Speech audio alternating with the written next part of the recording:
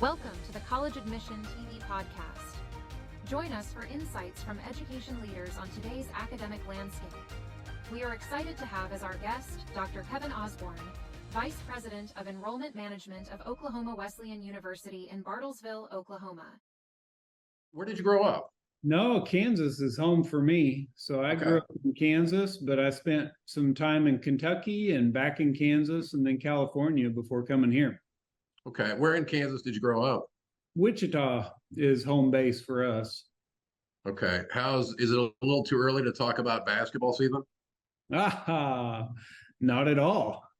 I'm ready. The Jayhawks they've had a storied career, but my goodness, they've been, I'm sure they're looking strong again, although the transfer portal always seems to kind of shake things up a little bit. Well, yeah, even down at our level here at Oklahoma Wesleyan, the transfer portal that throws a big question mark in with everything. So, yeah, KU basketball is looking awesome. So that's where I did my PhD. So I love KU, but it's kind of fun to see them actually have a decent start on their football season too. Who knew? Right. Yeah. A little bit of a change of pace, but yeah, it's always great. It's always great to see that. Absolutely. Yeah. Absolutely. Now, I always love to start off. Oh, go ahead. I'm sorry. Where are you at? So I'm based 30 minutes south of Nashville, Tennessee. Oh, you are? Okay. Yeah. And our corporate's in Walnut Creek, California, which is East Bay of San Francisco. Yeah, sure. Yeah. Okay. Very good. Well, I'll tell you, I always love to kind of go through your personal journey, and I'd love to talk to you about, who are the mentors that helped shape your path?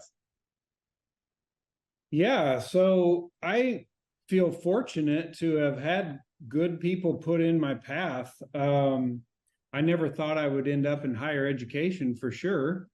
My wife and I were headed to medical school when I ended up in seminary of all places. And it was in seminary that I started to really find out what what I really felt like God had created me for and where a lot of some of my passions and strengths were. And it was there that I ended up, this was in the late 90s, where I ended up directing an online program in higher education. And I really wasn't qualified to, but we were early enough with the internet that nobody was qualified to. So it was perfect timing for me, but it was there that actually the provost of the seminary, Asbury, is where I was at Asbury Theological Seminary. Joel Green, he became one of my first mentors there. And, I just feel fortunate to have been able to work for him and with him. Really, he was a strategic thinker within higher education. A lot of times you don't get that, and that's not talking down, but a lot of people in higher education leadership, they kind of grew up through the ranks.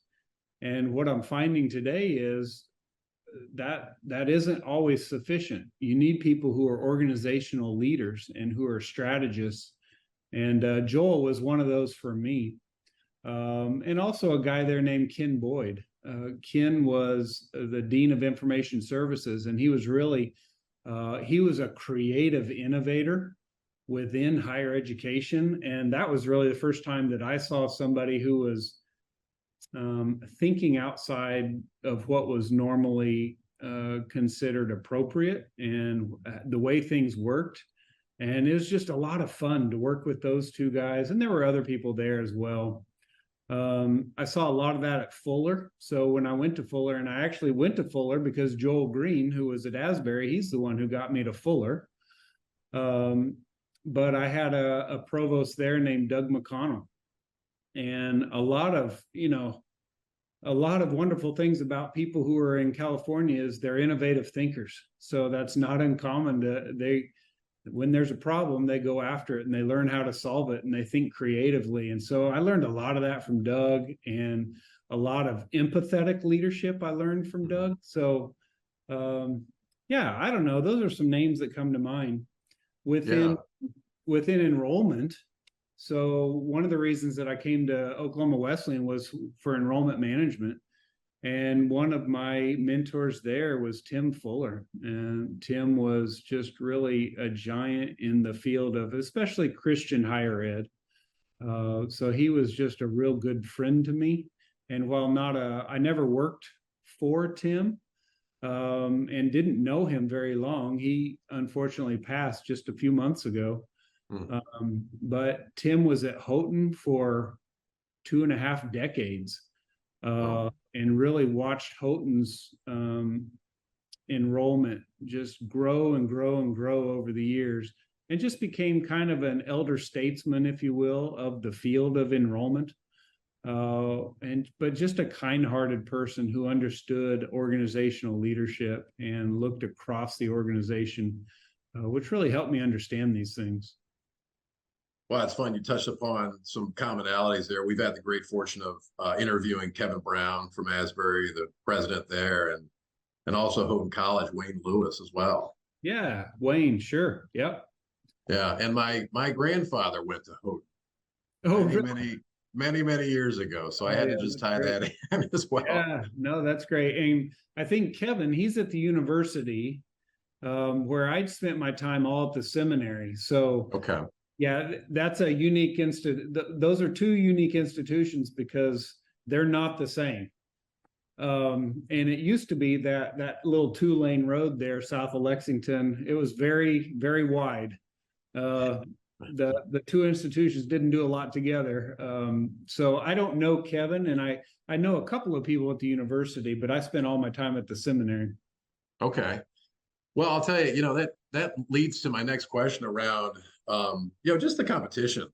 I mean, higher education is really, saturated, I mean, as far as the institutions that are out there. So, what's the strategy that you have in place to really just broaden your brand, protect your backyard, protect that 2.5, 3-hour driving distance to campus, and then expand. Yeah. So, this is something that we're talking about all the time here. What does that look like? Who are our constituents? Who are the people who should be here?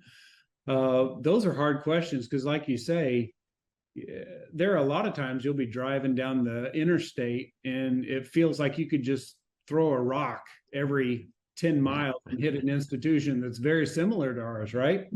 So we're unique in some ways because we're actually a denominational school. So all schools that have the name Wesleyan in them aren't the same.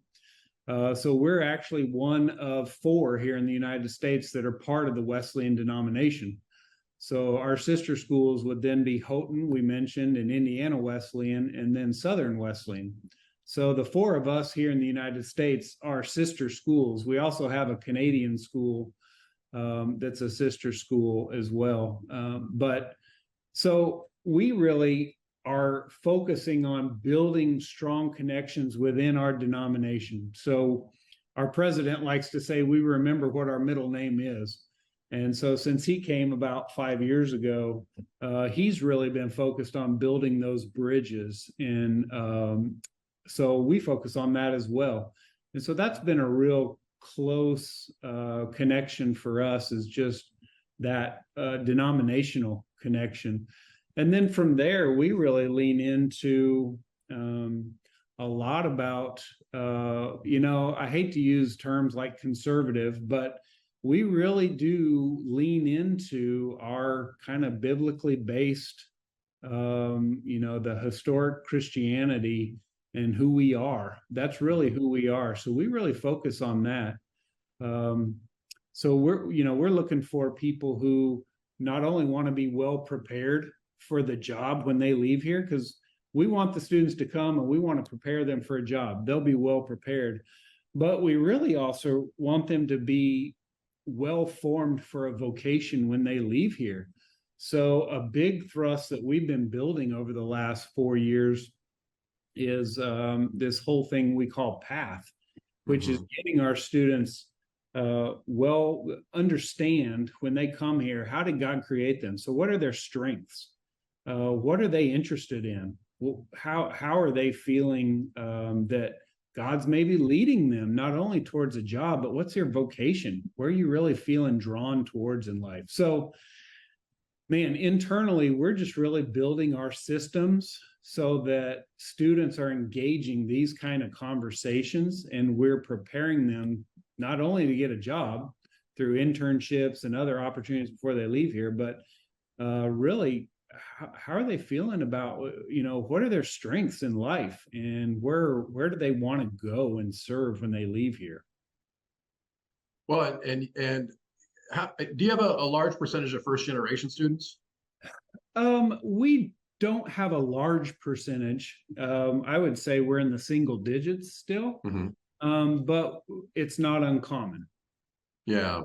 And when you look at diversity and inclusion, looks like you have roughly 52% white and a very diverse campus. Yeah. And I oftentimes hear from senior leaders that without belonging, diversity and inclusion don't mean a lot. Yeah. So how do you make sure that students feel like they belong? Yeah. So one of the things that we try to do, and this begins on the recruitment side, but it filters into when they move to campus, is we try to help them find relationships at least within 3 populations. So not only a peer relationship, so we want them to get to know their peers. So even when they come to campus for a campus visit, we have this baked in. So get to know their friends, their peers. We want them to get to know faculty. So who is someone that they're going to be taking classes from? And of course, in our kind of environment, because we're small enough, our faculty are the ones who are investing in them on a day-to-day basis. And so they're going to be eating in faculty homes. They're going to be getting to know these people. And then that third relationship we really try to get them connected with is going to be either someone in the administration or someone in the community. So we're looking, we have strong partnerships with churches. We have strong partnerships with businesses in our community. And we really, as quickly as possible, try to get our students connected there, because if they can make those connections, it just makes the college experience that much more rich. Yeah, absolutely. How do you define student success? Yeah, well, it's closely tied to a little bit of what I've been talking about. So we don't want them to just come here and think, get prepared and get a job when you get out of here. That's really not a problem for us. Many of our students have jobs lined up before they graduate. So we have not found that to be a problem. But what we really hope is, and for us, what our president, when students cross the stage at graduation, they're handed their diploma and a brand new penny when they cross the stage. And that's kind of weird. You get a penny. Well, on the back of a penny, it says 1 cent. And obviously it's spelled differently. But our president's mantra here is, we want you to be 1 cent for Christ's kingdom. And so while you don't have to be a Christian to come here, we hope that over your time here, you've bumped into the Almighty in such a way that when you leave here, you're really feeling called to be a leader in wherever you're going. So we want you to be really well prepared to go out and serve whatever community you're going into, whatever vocation you're going into. We want you to be well formed and well prepared for that.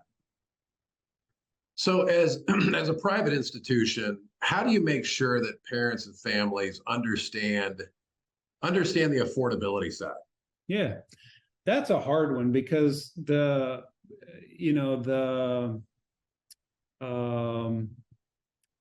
it's out there already, right? They already think private expensive. And when you start to compare apples to apples, especially today, we're not that far off the mark.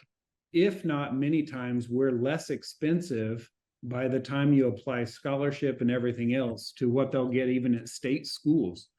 So this is a hard one. And we try to talk a lot about not only the formative experience that they're going to get here, because, when you're at a 9-to-1, 10-to-1 faculty student ratio, it's hard to underscore enough the kind of attention, and not only attention, but just the formative experience that their student is going to get. And so, we just try to explain to parents what we see. And the nice thing is with iPads and everything else, you can go to any website and really compare Yeah. almost apples to apples, but you got to do your legwork. So, we have, we don't consider ourselves necessarily in competition with many other institutions, even the ones close to us. We don't want to see anybody fail. So if we're not the right fit for a student, we'll help that student find another place that's a right fit for them. So we don't want the parents and students to think that we're talking bad about other institutions. That's not our game. We want them to find the right place, but they do need to understand there's a big difference between a state school who has a lot to offer students than a place like us who we feel we can really change your life here. We can really change the way you think about work, the way you think about what your future is going to look like as you're going through here. And we have the people in place to help them. So we try to expand the conversation, I think, rather than simply affordability. Now, do you feel the effects of the enrollment cliff? Well, not yet. I don't think so. And, we've studied that quite a bit. And while we're cognizant of it, we're aware and we're trying to adjust for that a little bit. We actually might fall into the more sweet spot. According to those demographic studies, we're going to be in a better place in the United States for those things than our sister institutions that are in the Northeast or further east from us. So we have not begun feeling it yet. In fact, our undergrad enrollment is one of the highest we've had historically ever. So we're still in a pretty good shape on our traditional undergrad. If we do feel the effects of that, it'll be here in the next couple of years. So do you partner with the other 3 Wesleyan institutions in any way? Not really in any substantive way. I think that's been a little bit more competitive maybe in the past. Now, those are my words. Nobody would ever say that. And we're not really competitive because we're so different and we're so far away from each other. But I certainly talk with my colleagues at those schools. And there's been enough transition in leadership at those schools over the years that I think the new leadership at our schools, we're certainly more open to collegial partnerships than we have been before. So I know our presidents talk about what might make sense in partnerships. And so we're certainly open to it. At institutions like ours, where you kind of wear multiple hats, it's hard to get partnerships going, not because you don't want to. It's just the priorities of the day just have not allowed them to get there yet. But I think several of us are talking about various ways to learn from each other, learn what's working, what's not, and we're certainly open to it. So I talk with colleagues at Southern and colleagues at Indiana Wesleyan, and they've all been very kind to me. And I hope that they would say the same about us, because we're certainly open to partnerships. Yeah, absolutely. And now your athletic programs, I don't have to tell you, are strong. I'm looking at, your men's soccer team that just tied Bethel, and women's soccer is 6, and the women's volleyball team has started off on a hot streak out of the gate. So how important are athletics to driving enrollment? Well, it's hugely important to us right now. Now we're trying to balance the scales a little bit in terms, because we have a high percentage of athletes on campus. And don't get me wrong, we love our athletes. We're not trying to reduce our athletic population, but we certainly want to strengthen our non-athlete population here. Because as I said, the world of athletics is changing rapidly. We're NAIA, which is good, but NAIA tends to follow the trends of NCAA. And so as that goes, we'll probably go. So like I said, the transfer portal, that's going to have an effect on us. I want to, from an enrollment officer's point of view, I would like to balance our enrollment a little bit more with non-athletes to help with our retention and those sorts of things. We're not in trouble by any stretch, but just looking down as you look down the years to come, we want to be able to stabilize some things just in case, because you never know. You never know what the rules are going to come out for our athletes. Yeah. So you don't want to be so heavily dependent on that from an institutional perspective that it gets us into trouble if they pull the rug out from underneath us in ways that we can't control. Well, and now I know that on the grad side, you have roughly 81% that take online programs only. Yeah. And so that kind of ties into a mantra that I hear a lot now is meeting students where they are. Yeah. So how does Oklahoma Wesleyan do that? Yeah, and it's hugely important, right? So this is kind of where I cut my teeth in professional higher education, is in the online world. And I love high quality online programs. I think it's hugely important, and we're leaning into those more and more. So as you said, at our grad and adult completion and those courses, it's mostly now online. And that's important because these are individuals who are adding school to their life. So they're adding it to work, to family, to other responsibilities in their life. So we have to make it accessible in that way. And when you're an adult, it's a little bit different formative experience, right? So as adults, we're going to pay for what we think is valuable, and we're going to put our time into those things too. So 17, 18, 19-year-old, we may not put the same sort of emphasis on value, right? So having high quality online courses and programs it's essential in today's world where we can meet the students where they are. So where do you see Oklahoma Wesleyan in 10 years?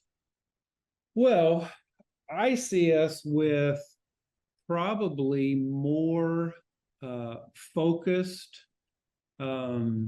programs. So I want to have more programs that lead into bachelor's and master's programs. So I expect that we're going to be able to offer students more options to come in and start to finish a bachelor's and go ahead and go right into a master's degree, so that they're more highly prepared when they go out to serve in the market.